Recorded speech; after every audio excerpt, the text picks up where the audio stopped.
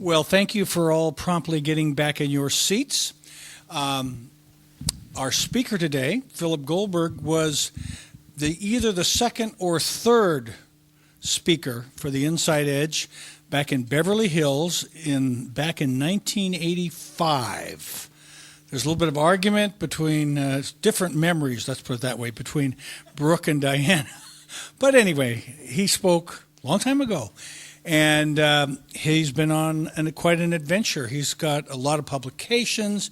He's quite an expert and a student of the Hindu philosophy, and he has a book, he's on his book tour now, called American Veda. And Diana has read most of it, and she thinks it's absolutely fantastic. So, without further ado, Mr. Philip Goldberg. Thank you, sir.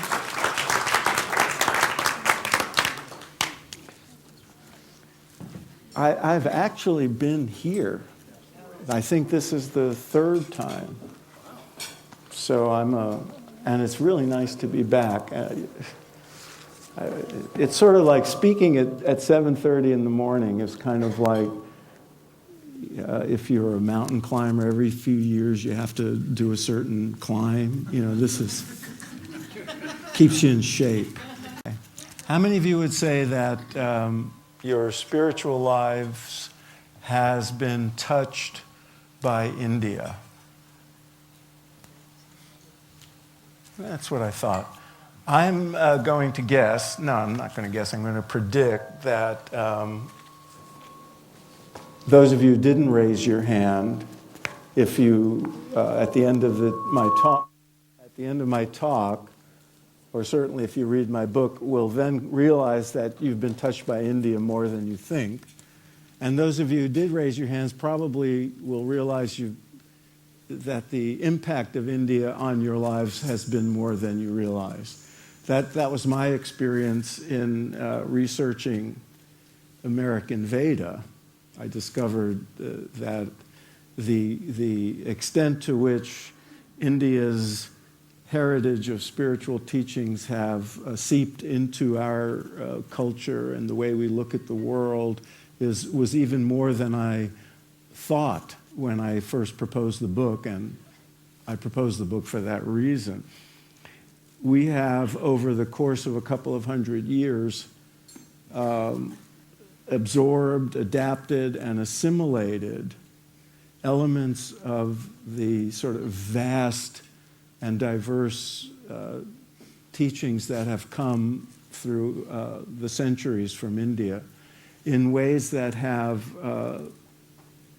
impacted institutions of American life in more than we realize, and especially the way we understand religion and spirituality. And it's not just the obvious ways with the millions of people who have studied with gurus and have read the great Indian texts and take yoga classes and learn to meditate.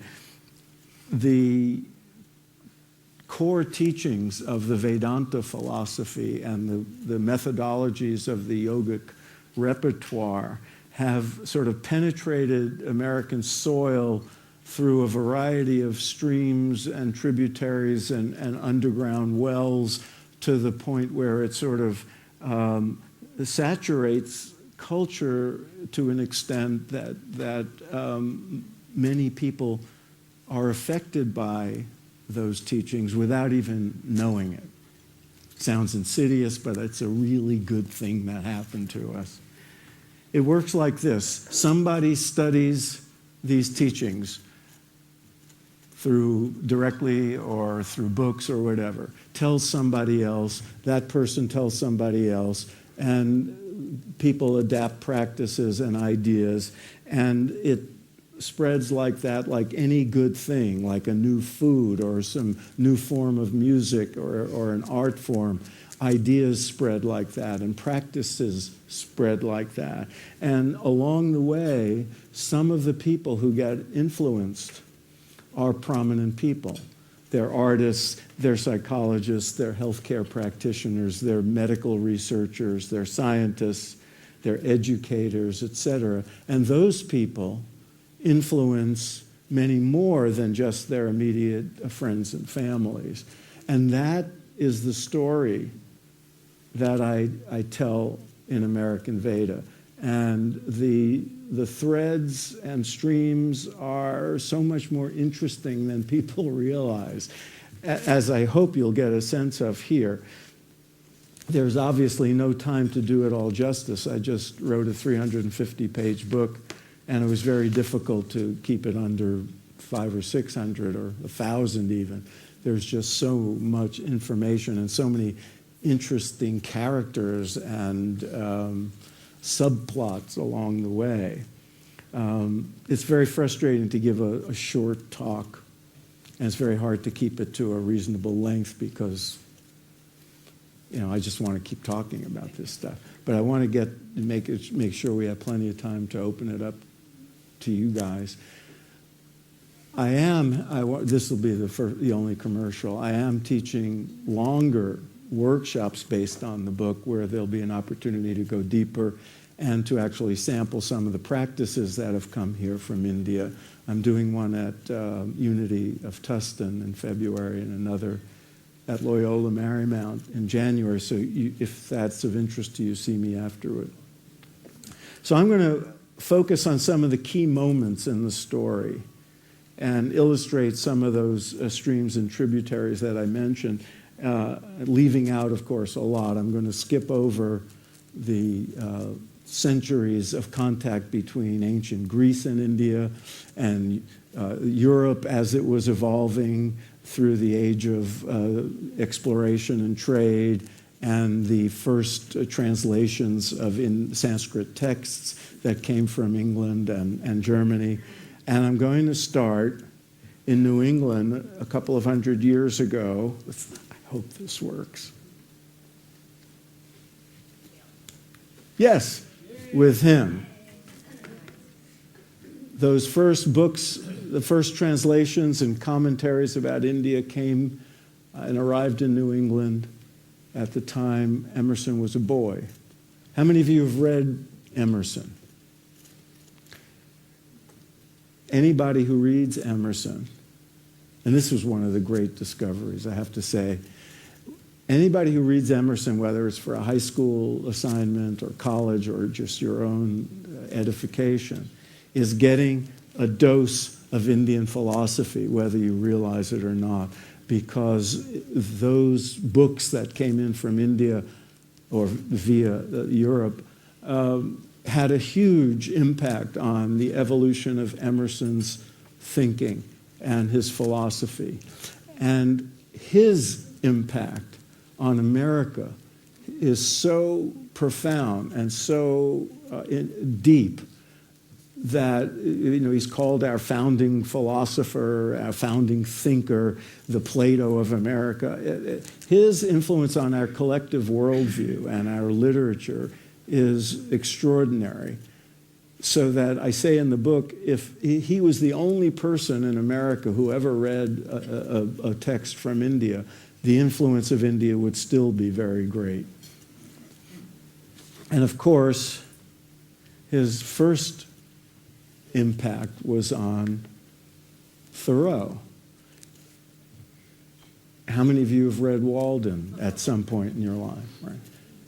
When you read Walden, you read about the Bhagavad Gita because he had it with him at the pond every day.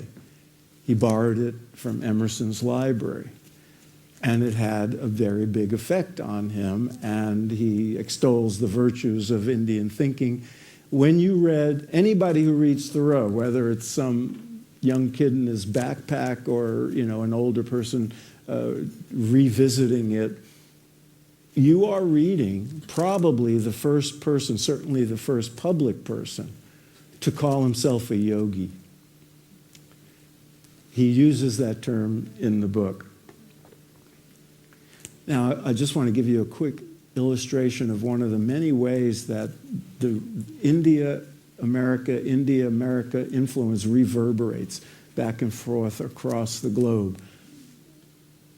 Thoreau was influenced very deeply by the Bhagavad Gita. Gandhi was influenced by Thoreau. Martin Luther King was influenced by Gandhi. This is one of the many ways that this relationship has fed upon itself. Those two guys had an effect on Whitman, our sort of founding poet, our bard. He was strongly influenced by India, and his work, his persona, and what he did with poetry is still with us. He set the template for American poetry. Everybody from Emily Dickinson to Bob Dylan was affected by what Walt Whitman created. So these are some of the ways that little tastes of India end up being translated into American idioms, and then idioms, and then filter into the culture. Some of the people in New England who were immediately affected by Emerson especially, and then directly by Indian texts, were the sort of founders of what came to be called the New Thought movement. Madame Blavatsky, who started Theosophy, Mary Baker Eddy, who started Christian Science, and then a little later, Charles and Myrtle Fillmore and Ernest Holmes, the founders, respectively, as you know, of Unity Church and Religious Science. This was one of the great discoveries, how much those sort of progenitors of New Thought were affected directly by India. You can see in their own writings, especially early on. If you go to a Unity Church, if you go to a Church of Religious Science or Science of Mind, if you go to Agape or any of the places down here, you are getting a taste of India when you go and hear a sermon, whether the speaker mentions India directly or not, because it is in the sort of founding DNA of New Thought. And if you look closely, you can see it, Ernest Holmes especially, because he came along later at a time when access to Indian teachers and books were much easier than it was early on. He actually was a friend of Yogananda's. Then there was this big turning point. I'm going to just mention a few of the big turning points. This is a poster of Swami Vivekananda at the 1893 World's Parliament of Religions in Chicago. This was a huge turning point. He's the Jackie Robinson of the story. He was the first. He was the first Indian teacher to come here and have an impact on America. A giant figure in the book. He spent about 3 years here on 2 separate visits and established the first teaching institutions to bring the teachings of Indian philosophy, or Vedanta, to in westernized form. So he created the Vedanta Society, which ended up having centers in most of the major cities, and generations of swamis sent from headquarters in India after Vivekananda died in 1902. Swamis came to run the centers, and their influence has been extraordinary. And I'm going to give you a couple of examples of these threads. Oh, what happened? I went back. But I want to pause for a second, because this is a good moment to just sort of say, what is it that actually came here, right? What Swami Vivekananda, before he was a Swami, in the 19th century in Bengal, was a young man, and there was a lot of ferment at the time. And there was something called the Hindu Renaissance, an attempt by modern Indian thinkers who are influenced by the West and by science to sort of modernize the Hindu tradition and make it amenable to the modern age and to Western, to science, and sort of adapt that. And what Vivekananda did was it set the template for all the successful gurus who have come here over the last couple of hundred years, because he introduced a way to be spiritual that was so practical and so rational that it could be understood as a science of consciousness, not necessarily as a religion. They removed a lot of the Indian cultural artifacts that we associate with Hinduism because they were not necessary, and taught a philosophy and a series of methodologies that anybody could adapt into their way of life. And in so doing, these teachers offered something that was missing from mainstream religion for the most part, which was practical ways to achieve personal transformation and transcendence inwardly, a direct connection to the divine, built on a philosophy that did not require that you convert to anything or that you buy into any particular set of dogmas or an interpretation of history. And they were respectful of all the traditions. Every teacher from India who came here revered the person of Jesus as a great master. And all of these things proved to be enormously successful, especially with well-educated, open-minded Westerners, whether they were religious in orientation or secular in orientation. It was a wonderful to think sort of in commercial terms, it was a really good product for this market. And some of those people who were influenced by these teachings, some of the Americans, became disseminators of the teachings themselves, what I call in the book Vedic transmitters.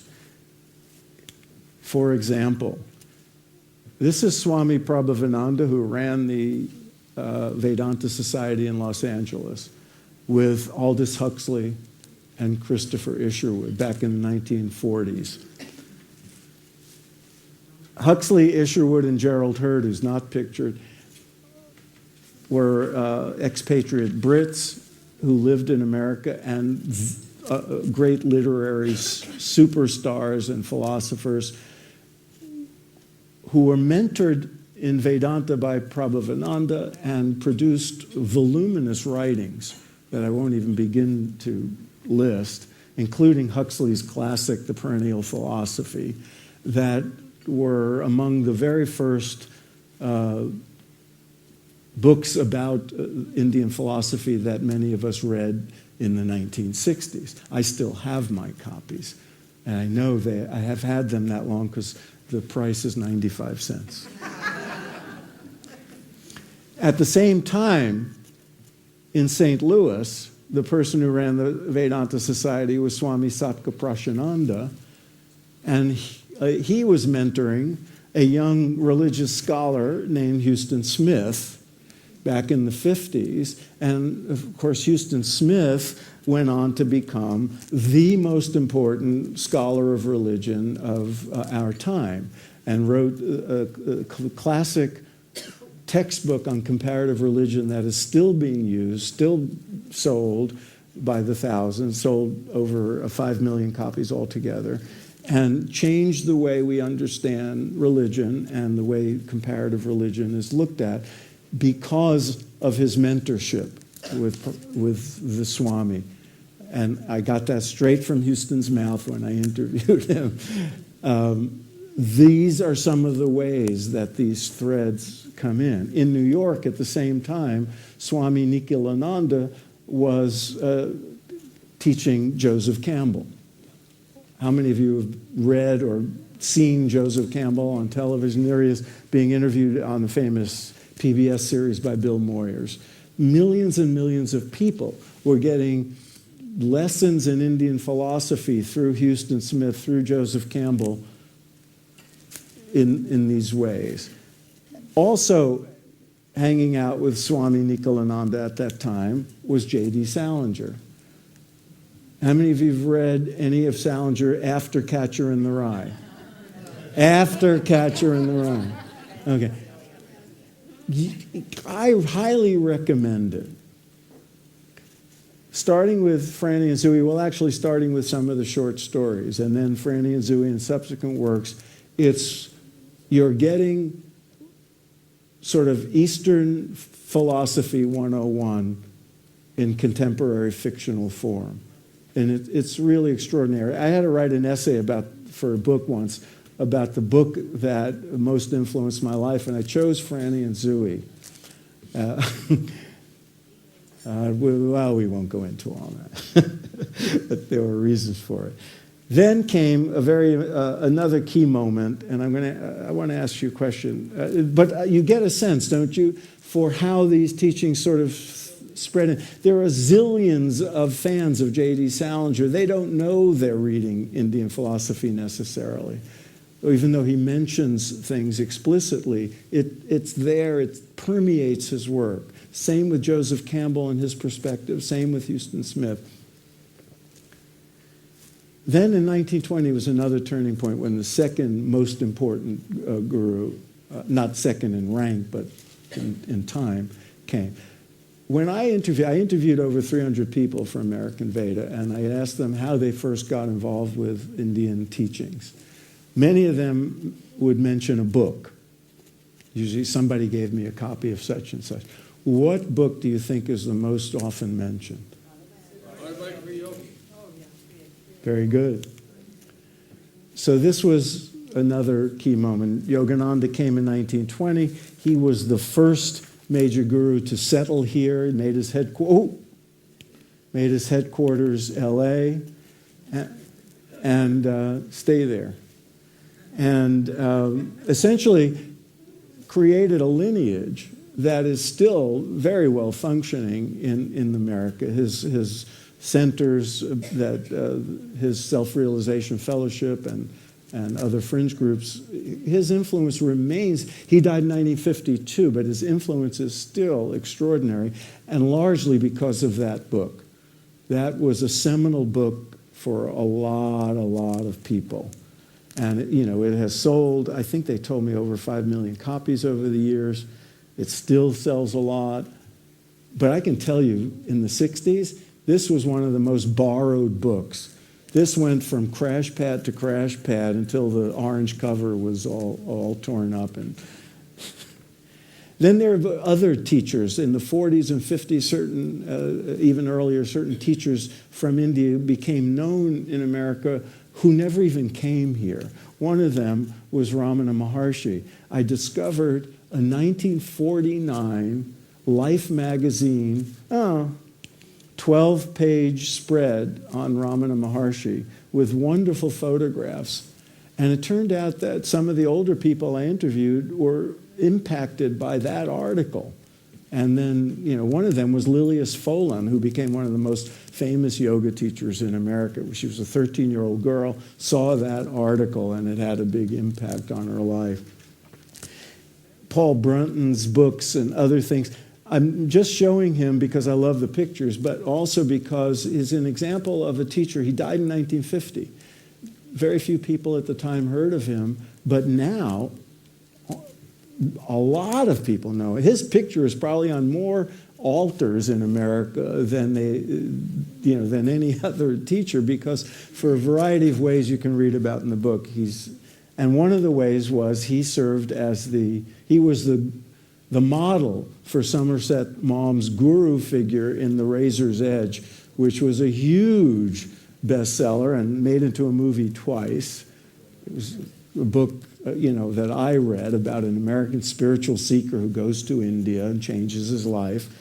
Another way that arts have been a channel for Indian teachings. Then another great teacher who never came here, who also died in 1950. How many of you have ever been to Esalen? Okay. Esalen was started by these guys, Dick Price and Michael Murphy. Michael Murphy's story, which I tell in the book, is really a great example of what I'm talking about. As a sophomore at Stanford, he stumbled into a class on comparative religion, heard about Indian philosophy, changed his major, got totally on fire with the whole thing, and upon graduation went to India and spent over a year at the ashram of Sri Aurobindo, who was no longer there, but the ashram still existed. Michael came home all on fire with the vision of creating a place where the best of the East and the best of the West could come together to develop human potential. That was when we first started to hear the term human potential. And how it came about, there's a lot of fun in the story of how Esalen and the land and everything came to be. But it was an Aurobindian vision, and a vision from straight out of Indian philosophy that influenced Michael and Dick Price to start Esalen, which in turn, of course, has affected hundreds and hundreds of thousands of people, because it's not just a place to go into hot tubs naked. It's a place where deep teachings about ourselves and life have been taught and conveyed to many, many thousands of people. It was also a place where the discipline of psychology started to change through people like Abraham Maslow, who's here at the Esalen Dining Room. He and other pioneering psychologists, all of whom were affected by India in one way or another, started humanistic psychology, the whole theories of self-actualization, then transpersonal psychology, and so on and so forth. Also, out of Aurobindo came a couple of teaching institutions in the Bay Area, such as the American Academy of Asian Studies, which was started in the early 50s by Michael Murphy's, the head of the faculty was Michael Murphy's professor at Stanford, who turned him on to Eastern philosophy. The guy on the right is Alan Watts, the young Alan Watts, who of course went on to be, he was recruited to teach there and became, of course, one of the great interpreters and proponents of Eastern teachings in America. And that influence is still there. The Indian guy next to Alan Watts started something called the Cultural Integration Fellowship, and I'm speaking there in March. It still exists. It's still a force for the East-West sort of integration. Then, and some of the people who would come there to hear those people speak were the hippies, the beatniks of San Francisco, like Alan and some of the others, who, of course, in turn became purveyors of Eastern teachings through their poetry and, in Allen Ginsberg's case, chanting in the streets and chanting on William Buckley's television show. And you know, if you want to see something really cool, YouTube, Google Allen Ginsberg on William Buckley's firing line. There's a moment when he stops and takes out a harmonium and does a Krishna chant. And just to watch Buckley's face, is priceless, absolutely priceless. Then came the big game-changing moment about which we can talk forever, the 60s. Oh, yeah. Oh, were some of you there? Yeah. Oh, yes? Now, I want to, are we ready? I want you to listen. This is a contest. The person who first, or I should say, the first person to yell out the answer to this next question gets a free book. American Veda, not just any book. The question is, we're going to play a little music. The question is, why is that relevant to this subject? Ready? Oh, please work. Why?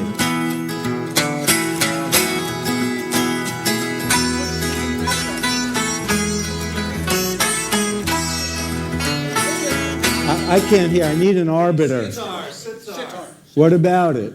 They brought What? their trip to India. All right. Why is it relevant? Because they went back to study in India, and where John Lennon was specifically very influenced, and brought back Ravi Shankar, I believe. Close. Who did it? What did you? I heard you say something, Linda. I said that the sitar, for the first time, the Beatles. Yeah, that's it. That's the key. Linda wins, and she's not just because she's an old friend of mine. She was the one to say it was the first time. This was the first time most of us heard a sitar. Unless you were a jazz fan and you listened to some of the jazz musicians that Ravi Shankar influenced, this was the first time a sitar was used in a Beatles record or any rock and roll record. And it was a game changer because, not just because it changed music, because it made Ravi Shankar, this virtuoso. Oh God, oh my God, we have so much more to talk about. This led. It was because George discovered the sitar on the set of Help, and went to India and studied with Ravi Shankar. And Ravi Shankar said, "You have to understand the philosophy that underlies all this." And George started reading, and he became the strongest seeker of the Beatles, and that led eventually to this, which we mentioned earlier. If you were around in 1968, you saw one variation of this picture or another plastered all over every magazine, every newspaper. You saw Maharishi Mahesh Yogi on Johnny Carson, on the Today Show. This was the most extraordinary blast of Indian philosophy in history. For a few months' time, it was all over the place. If there was an Oprah, there would have been an Oprah. This was the beginning. This was when people heard the word mantra for the first time, and the word guru, and the word karma. This is what led to the legitimization of meditation.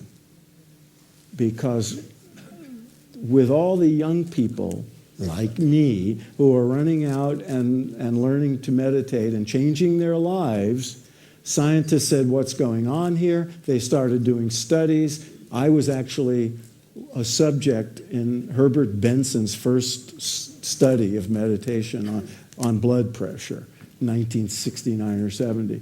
And that now there's thousands of studies. And now your doctor will tell you to meditate for stress release, whereas at the time it was a hippie phenomenon. It moved quickly into the mainstream so that 7 or 8 years later, the same Maharishi Mahesh Yogi was on Merv Griffin's show with Clint Eastwood and Mary Tyler Moore talking about meditation, not the Beatles. And so this is 1975. This was a game changer. As a result of this, Indian teachings had become so mainstream and so legitimate that we then had a parade of gurus. And I'm just going to run through some of them quickly, and I apologize if I left your guru out. Swami Satchidananda, who spoke at Woodstock and numbered many, many disciples, including Dean Ornish, who based his whole program, his heart, Dr. Dean Ornish, his whole heart disease intervention on Satchidananda's yoga teachings. And of course, the Hare Krishnas were everywhere.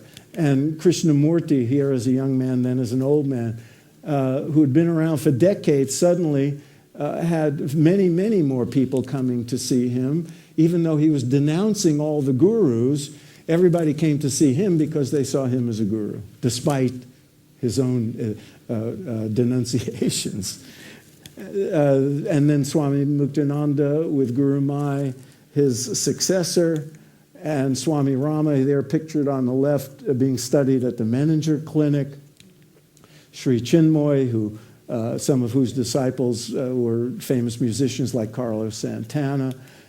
Guru Maharaji, who was then 13 years old. Remember him, the 13-year-old perfect master he was called. He is still teaching under his real name, Pram Rawat. He's a nice 50-something-year-old man with a family living in Malibu. and gave up his messiahship. Rajneesh Osho, who later became Osho, who was rather the most notorious, and the teachers who are most responsible for the physical yoga that we now think of as yoga, Iyengar and Pattabhi Jois. All these people came. They all brought out a different aspect of Indian teachings and yogic practices. They all appealed to different people. Of course, there was a lot of mixing and matching. Yes, 10 minutes. And then, of course, we have the advent of Westerners, Americans, becoming teachers in their own right, the prototype being Ram Dass, who, of course, was previously Richard Alpert, the Sundance Kid to Timothy Leary's Butch Cassidy and the psychedelic time, and then, became Ram Dass, and the first American to attract large numbers of people. I interviewed him for the book, and I asked him what he thought his effect on the culture was, and he said, I was like an uncle to the counterculture. And he was like your hip uncle who knew stuff and was living it as a real-life American, not as an Indian Swami or guru.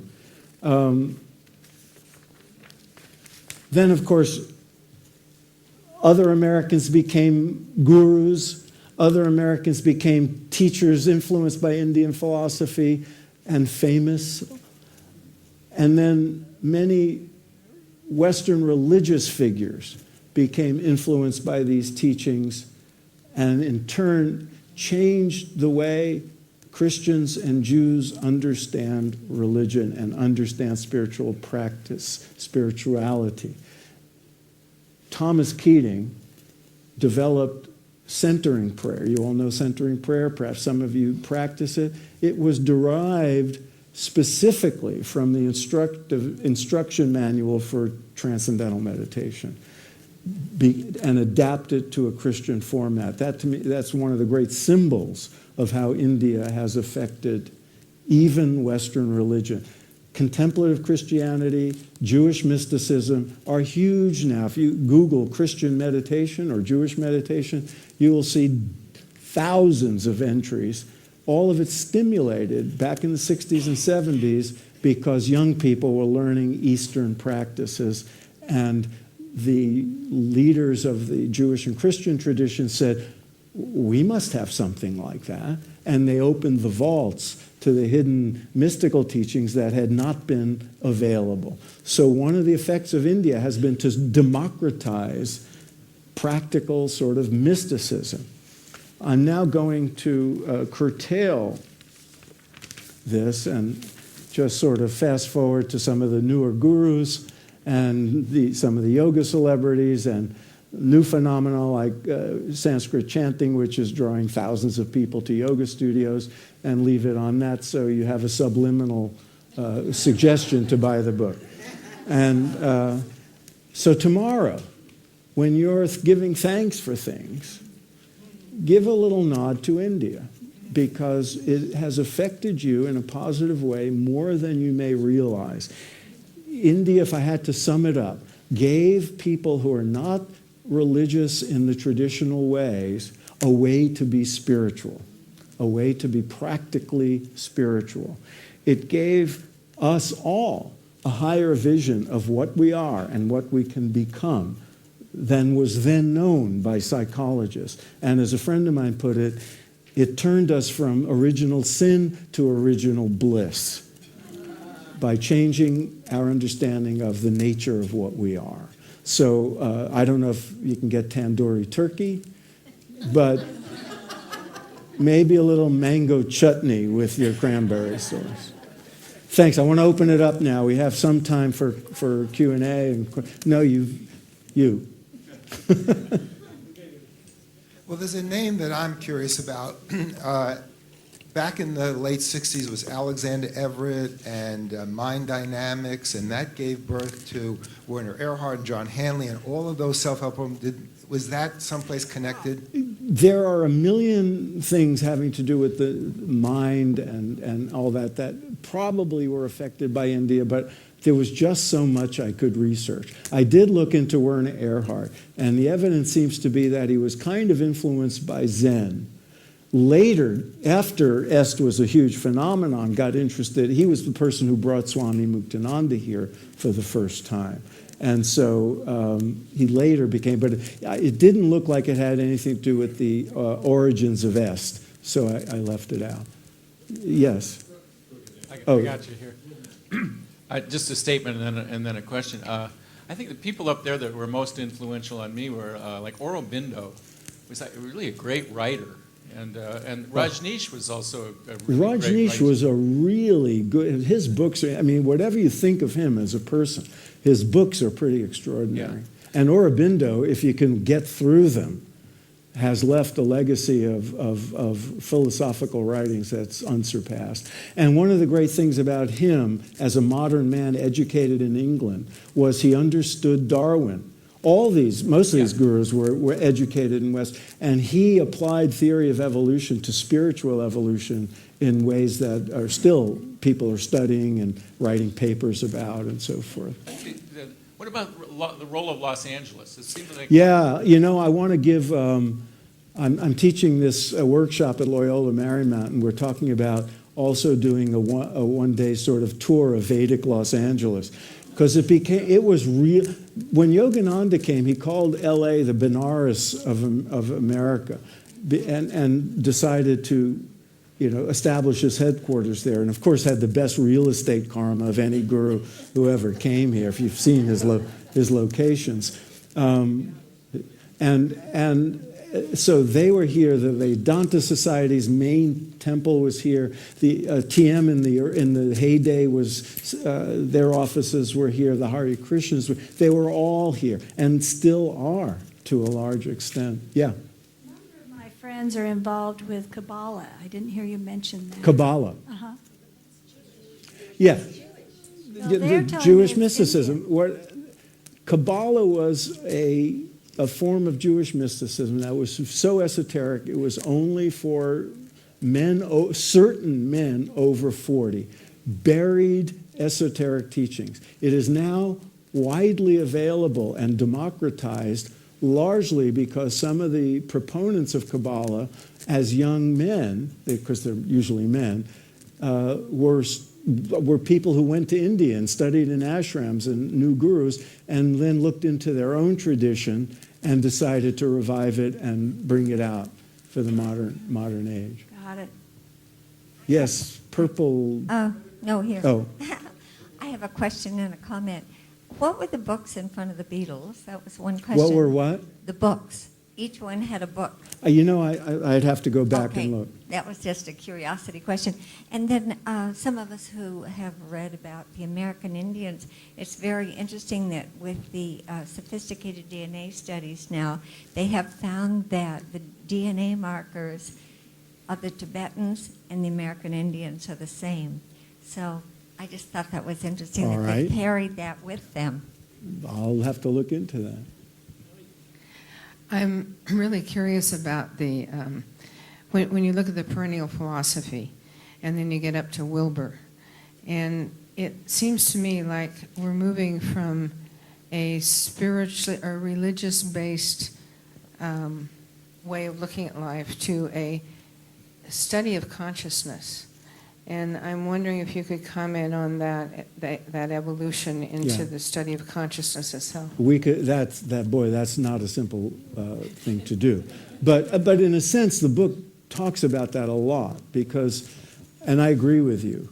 And one of the things that has stimulated our evolution of our understanding of consciousness and our understanding of what spirituality is and what spiritual experience is was access to the teachings and practices of India and also of Buddhism, which I don't cover in the book, because there it has been a science of consciousness for centuries, but because we think of those as religious traditions, it took certain people with key insights and certain of the gurus who came here to say, you can look at this as a science of consciousness.